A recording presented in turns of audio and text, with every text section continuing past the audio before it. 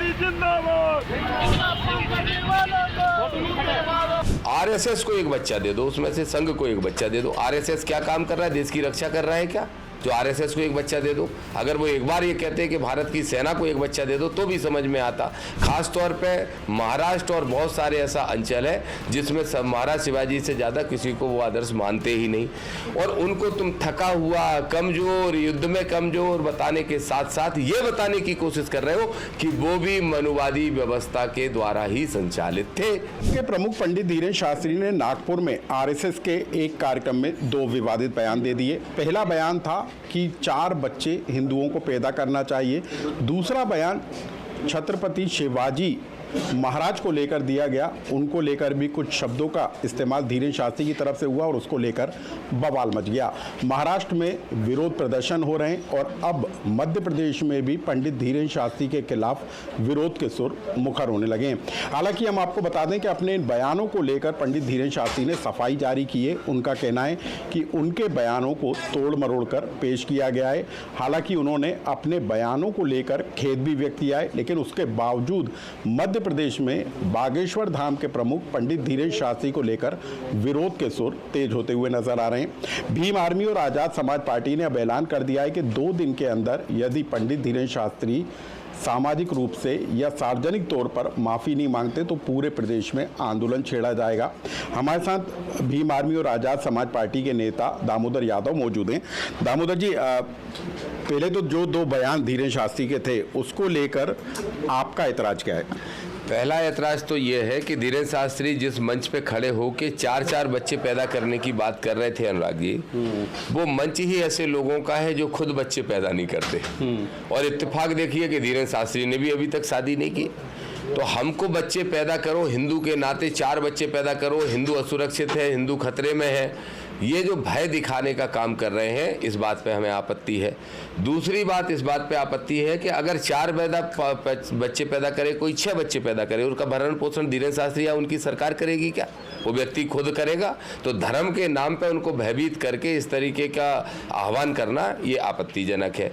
तीसरी बात, आरएसएस को एक बच्चा दे दो, उसमें से संघ को एक बच्चा दे दो। आरएसएस क्या काम कर रहा है? देश की रक्षा कर रहा है क्या?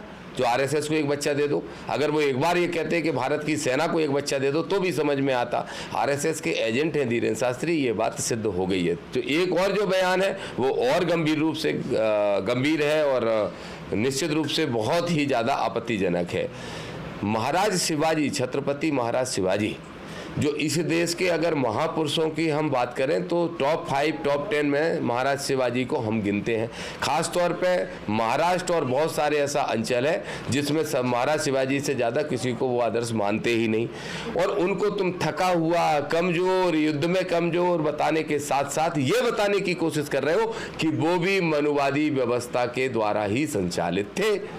तो आप अपनी श्रेष्ठता, अपनी जाति की श्रेष्ठता बताने के चक्कर में छत्रपति शिवाजी महाराज का अपमान कर रहे हो।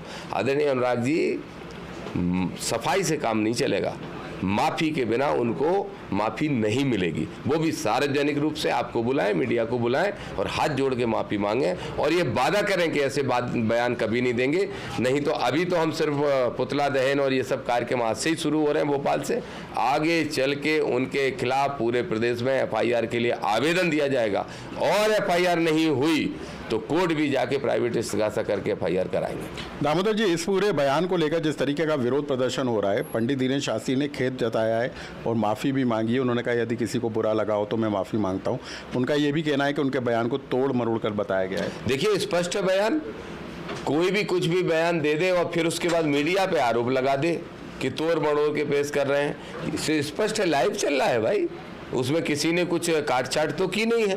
अगर उनके अंदर हिम्मत है, देखिए, क्षमा, जो साधु का चोला पहने हैं उसको क्षमा का भाव दूसरों के लिए और खुद गलती करे तो क्षमा मांगने के लिए, ये गुण अगर नहीं है तो वो तो साधु संत हो ही नहीं सकता।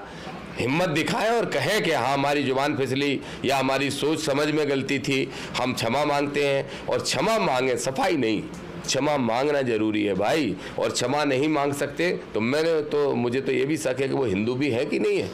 जिस हिंदुत्व का पाठ हमें हमारे बाप दादाओं ने पढ़ाया उसमें तो क्षमा, दया, मदद, एक दूसरे की, मानवता की सोच, ये सब भाव होते थे और उनमें क्षमा की सोच नहीं है।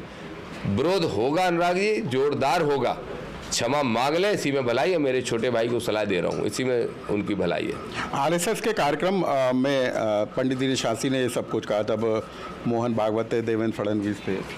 आरएसएस के वो एजेंट हैं भाई, और आरएसएस को खुश करने की कोशिश इसलिए कर रहे हैं कि मैंने पहले से ही कहा है, देखिए मेरे कहे हुए एक एक बातें सही सिद्ध हो रही हैं।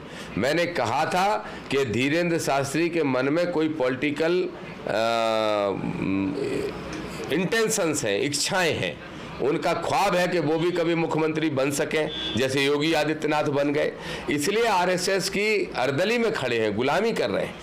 24 घंटे में 4 बार आरएसएस का नाम लेने का काम कर रही है। पहला मौका नहीं है।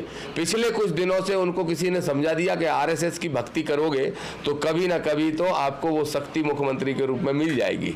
तो मुख्यमंत्री बनना चाहते हैं मध्य प्रदेश के, लेकिन हम उन्हें पार्षद भी ना बनने देंगे। और या फिर सही रास्ते पे आ जाए। किसी दिन कह रहे थे कि देश को युद्ध की नहीं बुद्ध की जरूरत है, और 14 अप्रैल को बाबा साहब की जयंती मनाने के लिए पोस्टर भी डाल रहे थे। अगर उस लाइन पर रहें तो आओ धीरेन्द्र, मानवतावादी हम भी हैं, हम तुम्हारा स्वागत करेंगे, लेकिन इस लाइन पर रहोगे तो तुम्हें पार्षद भी नहीं बनने देंगे भाई।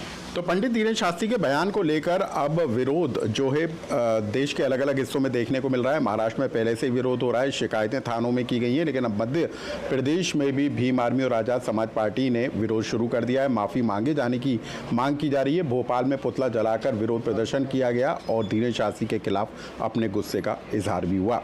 लोकमत के लिए भोपाल से अनुराग श्रीवास्तव।